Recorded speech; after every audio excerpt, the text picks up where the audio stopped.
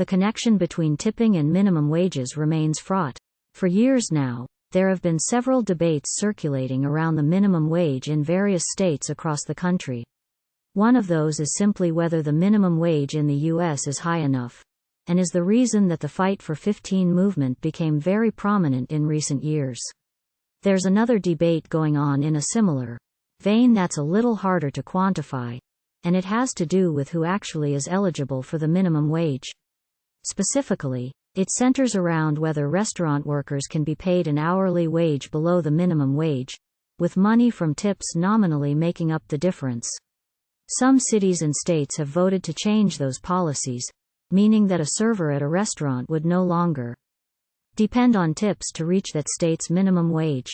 As Renee Hickman reports at Eater Chicago, the Windy City's government appears to be close to making it the next city to effectively raise the minimum wage for certain restaurant workers and change the way that tips are handled. This follows a similar change, Hickman writes, in Washington, D.C. It's worth noting that there are good reasons to do this.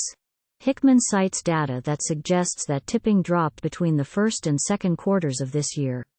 Hickman also points out that certain states do not exempt restaurant workers from earning the minimum wage to begin with, suggesting that there are plenty of places around the country where this whole debate is relatively moot. And that's without getting into the experiments that some restaurant owners have done, notably Danny Meyer, in terms of eliminating tipping in favor of raising prices. Though it's worth pointing out that Meyer's restaurants rolled back this policy, albeit several months into the pandemic in 2020, when the restaurant industry was experiencing never-before-seen levels of turbulence. We've come to believe that it's the inability to share tips that is the problem, not the tips themselves, Meyer wrote at the time. Our ultimate goal is for your tips to be shared among our entire team, so both kitchen and dining room teams can benefit when a guest has a great experience.